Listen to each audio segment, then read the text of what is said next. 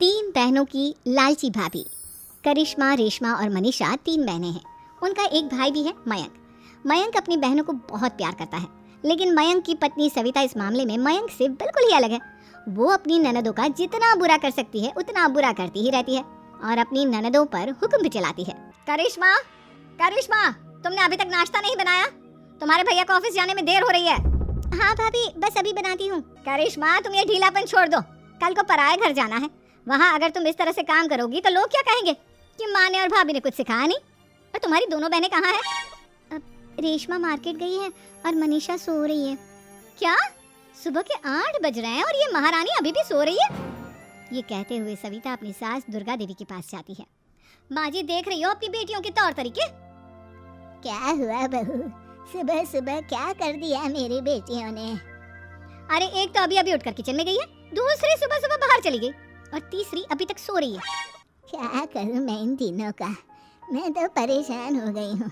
जा जाकर उठा उसे और रेशमा से मैं बात करती हूँ। सविता सीधा मनीषा के कमरे में जाती है और उससे कहती है, महारानी जल्दी उठो, सूरज सर पर आ गया है। भाभी थोड़ी देर और सोने दो ना, मैं रात को लेट सोई थी। वो क्या ना, यूनिट टेस्ट चल रहे हैं। शराफत से उठती है या नहीं, या फिर पानी की भरी बाल्टी डालूं तेरे ऊपर? नहीं नहीं भाभी, मुझे बिस्तर में नहीं नहाना, उठती हूँ मैं। मनीषा जल्दी से उठकर बाथरूम में चली जाती है। सभी आराम से बैठकर नाश्ता कर रहे होते कि तभी रेशमा बाजार से हाथ में सामान लिए आ जाती है। रेशमा को देखते ही सविता उस पर बरस पड़ती है। लो, आ गई महारानी। ऐसा भी क्या सामान लाना था जो सुबह आंख मलते ही बाजार की तरफ रवाना हो गई? भाभी, कल आप ही तो चीख रही थी कि घर का सारा सामान मुझे ही लाना पड़ता है, घर में किसी को भी किसी काम से कोई लेना देना नहीं है। अब मैं बाजार जाकर सामान ले आई तो आपको इस बात से भी तकलीफ हो रही है? देख रही हो माँ जी, अपनी बेटी की जुबान कैंची से भी तेज चलती है। और मयंक, आप तो कुछ कहेंगे नहीं अपनी लाडली बहन को। रेशमा, अपनी भाभी से ऐसे बात नहीं करते, चलो माफी मांगो। भैया, मैं क्यों माफी मांगू? आप भाभी से बोलिए ना कि हम पर कम हुक्म चलाया करे। हम इस घर की बेटियां हैं और आपकी पत्नी की ननद है, नौकरानी नहीं। लो कर लो बात, इनकी भलाई के लिए कुछ भी बोलो तो इन्हें बुरा लग जाता है। इस घर में यही इज्जत है मेरी। देख लो माँ जी, आपकी बेटी किस लहजे में मुझसे बात कर रही है। सविता वहाँ से चली जाती है। मयंक को बहुत गुस्सा आता है, वो भी वहाँ से चला जाता है। फिर करिश्मा रेशमा को समझाती है, रेशमा तुम्हें भाभी से माफी मांग लेनी चाहिए थी ना। लेकिन दीदी, मैंने कुछ किया ही नहीं, तो मैं माफी क्यों मांगू? हाँ करिश्मा दीदी, रेशमा दीदी जैसे ही घर में आई भाभी ही उन पर चिल्ला रही थी। हाँ, मैं मानती हूँ कि गलती भाभी की थी। मैं तो इसलिए बोल रही हूँ कि भाभी ने माँ को तो पूरी तरह अपने वश में कर लिया है। वो हमारी बात सुनती ही नहीं। मयंक भैया हमारे लिए हमेशा खड़े रहते हैं, इसलिए उनकी बात का मान तो तुम्हें रखना चाहिए था ना। कोई फायदा नहीं दीदी, कुछ दिनों की बात और है, भाभी उन्हें भी हमारे खिलाफ भड़का देंगी। फिर वो भी माँ की तरह हमारी किसी बात का विश्वास नहीं करेंगे। इसी तरह सविता अपनी तीनों ननदों को किसी न किसी बात पर परेशान करती रहती थी। एक दिन मयंक अपनी तीनों बहनों के लिए गिफ्ट लाया। क्या रेशमा, ये तुम्हारे लिए हार का सेट। रेशमा, तुम्हारे लिए सुंदर सी ड्रेस।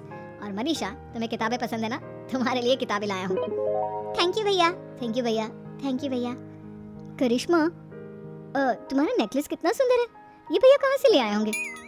मैंने भैया को 3 दिन पहले फोन पर ये डिजाइन दिखाया था और आज भैया ये ले आए। सविता तो अपनी ननदों के गिफ्ट्स देखकर जल गई और करिश्मा का नेकलेस तो उसे भी बहुत पसंद आया था। अपनी बहनों के लिए कितना अच्छा नेकलेस लेकर आए हैं, मुझे कभी कोई गिफ्ट नहीं दिया। मैं आज ही ये हार चुरा लूंगी। रात में सविता करिश्मा का हार चुरा लेती है और इसी तरह उसे अपनी ननदों की जो भी चीज़ अच्छी लगती वो उसे मांगती नहीं, बल्कि रात के अंधेरे में चुरा लेती। इसी तरह दिन बीतते गए और सविता ने मयंक के दिल में भी उसकी बहनों के लिए नफरत पैदा कर दी। एक दिन मयंक ने करिश्मा और रेशमा के लिए रिश्ता देखा और ये बात उसने घर में सबको बताई। माँ, करिश्मा और रेशमा के लिए बहुत अच्छा रिश्ता आया है, वो लोग कल इन्हें देखने आ रहे हैं। आप और सविता मिलकर सारी तैयारी कर लेना। ये सुनकर करिश्मा और रेशमा खुश हो जाती हैं, लेकिन सविता सोचती है, अगर इन दोनों बहनों की शादी हो गई तो घर और बाहर का काम कौन करेगा? मनीषा तो 1 नंबर की कामचोर है, उससे तो किसी बात की उम्मीद लगाना ही बेकार है। मुझे इस शादी को रोकना होगा। अगले दिन सभी लड़के वालों के स्वागत की तैयारी करने में लगे होते हैं। तभी मयंक अपनी बहनों से आकर कहता है, तैयार हो गई तुम दोनों? देखो, दोनों लड़के बहुत अच्छे हैं, मैं कोई कसर नहीं छोड़ना चाहता, इसलिए तुम उनके सामने अच्छे से बिहेव करना और अपनी भाभी से लड़ने मत लग जाना। करिश्मा, तुम वो नेकलेस पहन लो ना जो मैं तुम्हारे लिए लाया था। भैया, मैं बहुत देर से वो नेकलेस ढूंढ रही हूँ, लेकिन मुझे मिल ही नहीं रहा। क्या, तुमने नेकलेस खो दिया? तुम्हें पता भी है वो कितना महंगा था, तुम कोई काम ढंग से नहीं कर सकती। मयंक गुस्से में वहाँ से चला जाता है। थोड़ी देर बाद लड़के वाले भी आ जाते हैं। वो दोनों बहनों को पसंद कर लेते हैं और रिश्ता पक्का हो जाता है। लेकिन सविता के दिमाग में तो कुछ और ही खिचड़ी पक रही थी। वो पंडित जी के पास करिश्मा की कुंडली लेकर जाती है और उन्हें पैसे देकर करिश्मा की कुंडली बदलवा देती है। जब लड़के वालों के पास करिश्मा की कुंडली जाती है तो वो दुर्गा को फोन करते हैं। बहन जी, हमने करिश्मा की कुंडली अपने पंडित जी को दिखाई थी। आपकी बेटी की कुंडली नहीं बल्कि दोषों का पिटारा है। देखिए, मैं और मेरे पति इन सब बातों में बहुत विश्वास करते हैं, इसलिए हम आपकी बेटी से अपने बेटे की शादी नहीं करा सकते। इस तरह करिश्मा का रिश्ता टूट जाता है और सभी घर वालों को बहुत दुख होता है। अब कविता सोचती है, चलो करिश्मा का तो रिश्ता टूट गया, अब रेशमा का भी रिश्ता तोड़ना है। क्या करूं क्या करूं? अब सविता आवाज बदलकर किसी अननोन नंबर से रेशमा के होने वाले ससुराल में फोन करती है।